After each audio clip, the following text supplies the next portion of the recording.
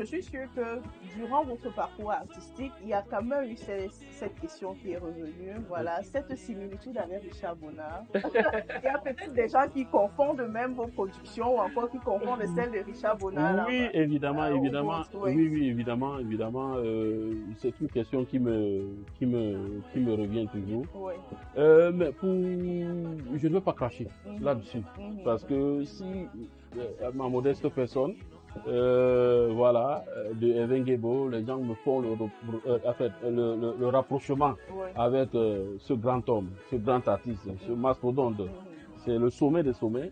Si à chaque fois, ma modeste personne, voilà, que les gens voient roncher les rues de Dedo tout le temps, Oui. et la question revient de me rapprocher d'un immense artiste comme lui. Oui. Moi, je ne crache pas sur ça, si les gens font le rapprochement de temps en temps.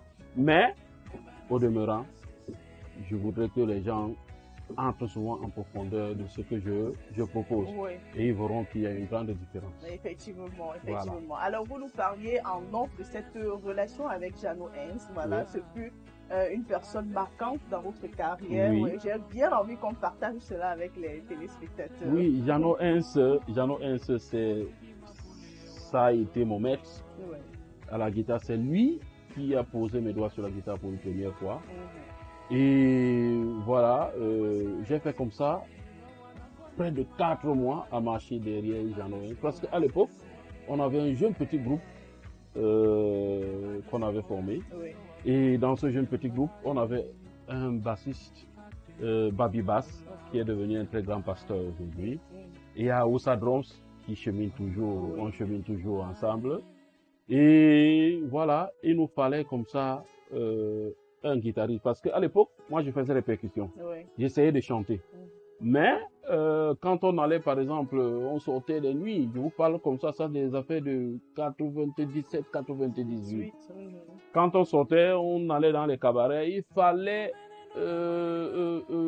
supplier un grand frère pour dire on a envie de jouer quelques chansons là, mais on n'a pas de guitariste. Voilà, on n'a pas de guitariste. Qu'est-ce qu'on fait? Et puis, nous étant très très jeunes à l'époque, quand on se rapprochait, oh ben, je ne peux pas jouer avec les enfants. Donc, on dit bon, qu'est-ce qu'on peut faire pour que le groupe soit au complet? C'est de commun accord qu'on s'est dirigé vers Jeannot Hens parce que à l'époque, Babi Bass, lui, se rapprochait plus de Marcel Soso, qui était le bassiste des Sans Visa. Oui. Aoussa Dons, lui, la même chose. Et puis, c'était le groupe qui était en vue à l'époque. Et puis, c'est de commun accord qu'on a décidé, on a dit, il faut aussi aller suivre Jeannot Hens, il faut suivre Jeannot Hens. Et puis, c'est comme ça que je me suis rapproché de Jeannot Hens. Mais, on a fait 4 mois, je marchais, il habitait New Dedo. Je quittais Bonantonet, ici à Dedo. Oui. Tous les jours, je marchais à pied, boulangerie, coiffe, je jonche les quartiers, les Mapan et tout. J'arrive chez Jeannot Hens, je le trouve encore, j'arrivais presque à 6h00. Il est encore en train de dormir. Il est encore en train de dormir, il dort, moi je prends ma petite chaise, je m'assois, et vers 8h, 8h30, je dis, mais tu es là depuis? Je dis, oui, grand frère, je suis là depuis. Je me souviens même que sa femme un jour a dit, mais ton petit là qui vient, il n'est pas louche. Lui, il dort où? Comment chaque 6h, il est là? Tu n'es pas sûr que c'est un petit Nangaboko qui... Voilà. Parce qu'il est là tous les 6h. Puis quand j'arrive à 6h, je prends les bouteilles. Je pars, je remplis l'eau, je balaye un peu. Tu vois. Parfois, il me laisse sa chambre, sa maison. Il dit, OK, j'arrive. Il ne m'apprend même rien. Il ne me dit rien. Il dit, j'arrive. Je reste à attendre. Il rentre vers 15h. Il rentre vers 15h et comme ça, continuellement, il y a une fois, j'ai failli me décourager pour dire, mais Julien, je suis grand frère, ça fait déjà 2 mois et demi, il m'apprend bien, mais je suis là. Parfois, quand il part aux répétitions, il me dit, bon, tu m'accompagnes aux répétitions aujourd'hui, je porte sa guitare, et je ne maîtrise rien, mais je porte la guitare, je l'accompagne aux répétitions, on rentre, il ne m'apprend toujours rien, donc 4 mois passant, et puis un jour, il dit, voilà, il faut m'amener un cahier, voilà, tu achètes une règle, le crayon, la gomme, et puis tu viens, je crois qu'on va commencer. Et puis, on a commencé, et il m'a montré les 4 accords majeurs.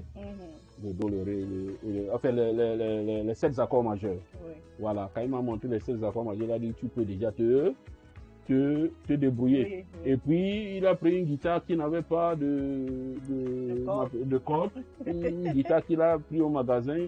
Il me dit voici ton instrument. Voilà, va chercher les cordes comme tu peux, débrouille-toi à mettre les répits. Je suis parti chercher les cordes, les fils de pêche. J'ai essayé de monter moi-même pour que ça me donne un peu de la mobilité et des écarts, même si le son n'était pas parfaitement ça, mais ça commençait déjà à me donner un peu de la forme au niveau des doigts. Et puis comme je disais, j'ai travaillé et après ça, je suis parti rencontrer d'autres guitaristes, Yves Makwanza, Antares, plusieurs guitaristes, parce que je n'avais pas une guitare vraiment performante à l'époque. Je devais me rapprocher parce que la guitare que lui m'avait remis, je n'avais pratiquement pas de son. Quand j'essayais de m'exercer, il fallait que je me rapproche. Je fais des grands frères qui ont des guitares et voilà, et eux aussi bénéficiaient de leur petite expérience, voilà, à l'époque. Et voilà, donc le comble dans cette histoire, c'est que j'ai travaillé dur et fort et Jeannot Hens, le maître et l'élève, on s'est retrouvés dans un même groupe, les Sans Visa. Lui à la première guitare, moi à la deuxième guitare, à la seconde guitare. Et puis j'étais pour lui comme ça la référence. Parce que tous les jeunes qui venaient vers lui disaient, vous avez vu, à l'époque, je m'appelais Général Guébo, solo, voilà. Il dit, vous avez vu Général? On dit oui, il dit que voilà, c'est comme ça qu'il a commencé. Je suis fier de lui. Et donc, comme ça, il comptait mon histoire, ma persévérance, mon endurance et ce que j'ai eu à subir pour qu'il essaye de voir si je pouvais me décourager. Et il a su que, avec tout ce parcours-là, si je n'ai pas eu appui, c'est que j'avais vraiment envie, il y avait quelque chose, il y avait la passion qu'il voulait. Voilà. Je crois que ça doit interpeller également la jeune génération qui veut s'exercer dans le milieu musical. Évidemment. Voilà, il faut beaucoup de passion parce que c'est au travers de la persévérance qu'on apprend même véritablement ce qu'il y a lieu d'apprendre, que d'aller, voilà, de sauter les étapes et de se dire que, comme on l'a dit, star c'est une étoile. Voilà. La nuit est brille et la journée elle s'éteint. Ouais, et on a longtemps joué ensemble dans les Sans Visa. Dommage qu'il ne soit plus là pour voir enfin ce que je suis devenu mondialement. Le général est de Lions aujourd'hui. Voilà, mondialement. Ouais. Ça fait plaisir de conter ces histoires-là aujourd'hui et c'est ça aussi Versus. Donc,